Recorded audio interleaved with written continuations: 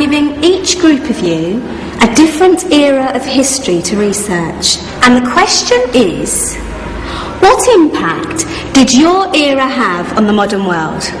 So Sarah, your group has the ancient Greeks. It's a bit of a challenge for you. You get the Middle Ages. Some even call it the Dark Ages. Boring. See how you get on. Yes, miss.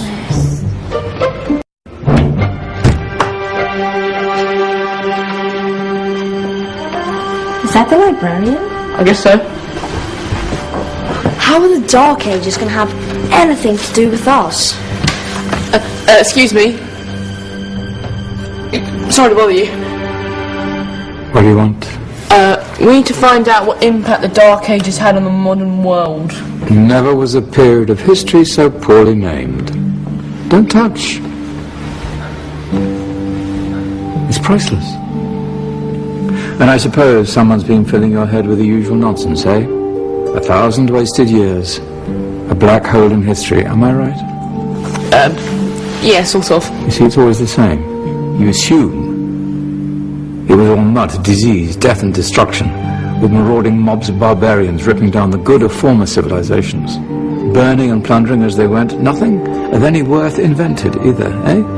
Oh, no, no, no, no, no, no. Go on, be off here. Sorry to bother you. Come on, it's probably not worth it. Everyone knows that the Greeks and Romans invented everything anyway. Oh, did they now? And you're sure about that, are you? You know, I might just have something for you. You seem to be up to the task. I suppose I could... Follow me. I've got just the book for you.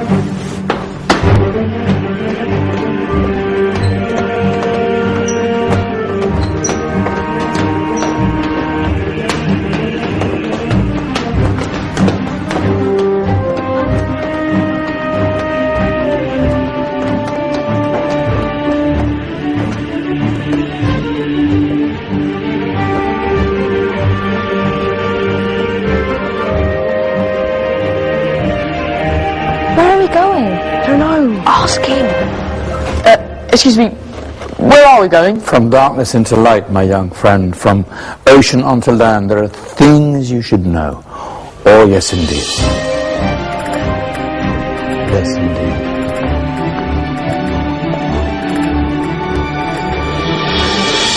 Now, I know I left it round here somewhere.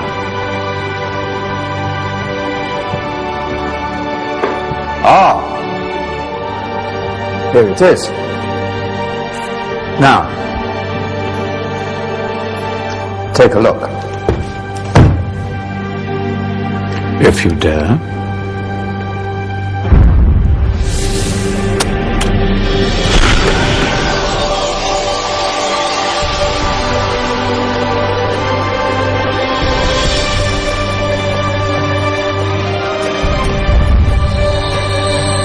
What's going on? Welcome to the Dark Ages, or as it should be known, the Golden Ages. Who are you? I am Al-Jazari, engineer and ingenious inventor. I thought you said this was the Dark Ages. It doesn't look very dark. That's because it's all a matter of perspective, my soon-to-be illuminated friend. Of course, there are parts of the world that weren't dark at all, but in a civilization that stretched from Spain to China, the golden rays of discovery and invention shone over everything. What civilization? The Muslim civilization, my young friend.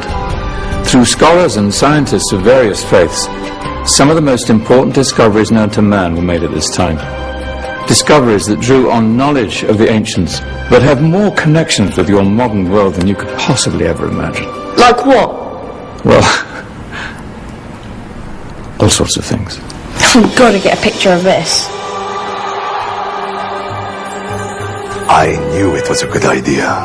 Who are you?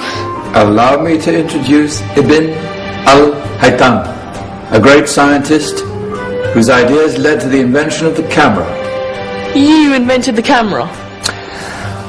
I laid the foundations for modern cameras by explaining how our eyes work. I found a way of projecting an image onto another surface through a small hole in a dark room, later called camera obscura.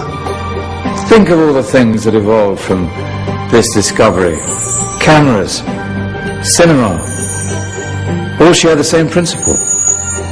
Cool. Look out below! Who's that? That's my good friend, Abbas ibn Farnas, who gazed up to the heavens, passionate in his belief that man could fly. Whoa. Indeed, he dared to dream about flying 1,000 years before the Wright brothers. Do you know you all take your jet-setting holidays for granted, so it only seems fair to remember Abbas ibn Farnas. Stand by! I'm ready for takeoff!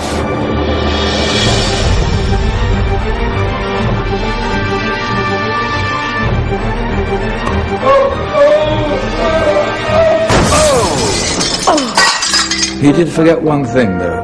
A tail, useful for landing. Ah, my back.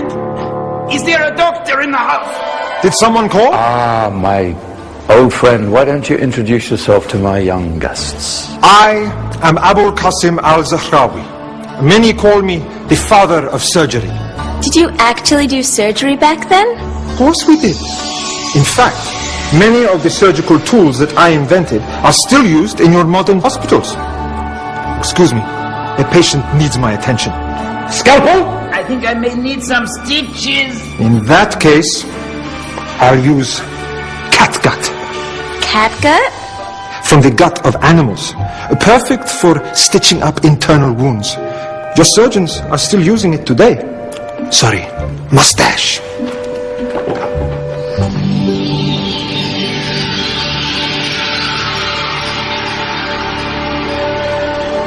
Who's she? That's Maryam al-Astrolabi, one of the many brilliant women of her time. She made sophisticated astrolabes. Astro what? Astrolabes. They show the sky and the stars on a small flat plate you can hold in your hand.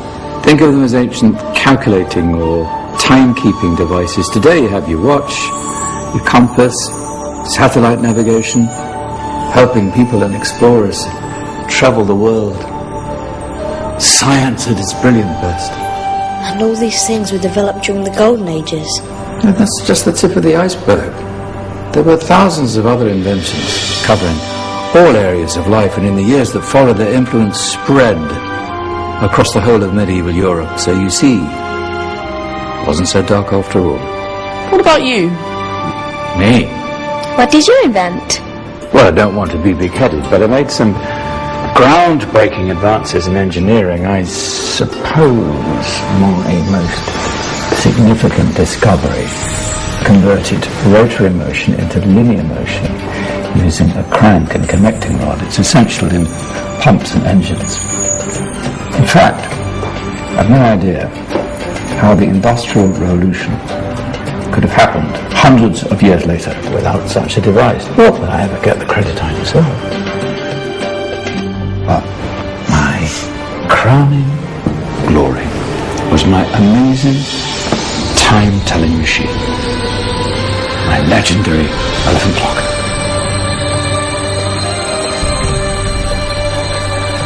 It's a clock. Yes. Dozens of components collected from different cultures around the world. Indian, Greek, Arabian, Egyptian, Chinese. Wow. A United Nations clock. That is pretty cool. Does it actually tell the time? Wow, yes, of course. If it wasn't for me, thousands of people would be late for everything. Speaking of time, we better get you back. And remember, spread the word. This was a golden age, and I've only shown you a tiny part of this wondrous time. There are countless other scientists and inventions directly connected to your modern world. You're just going to have to find out for yourselves. They're right.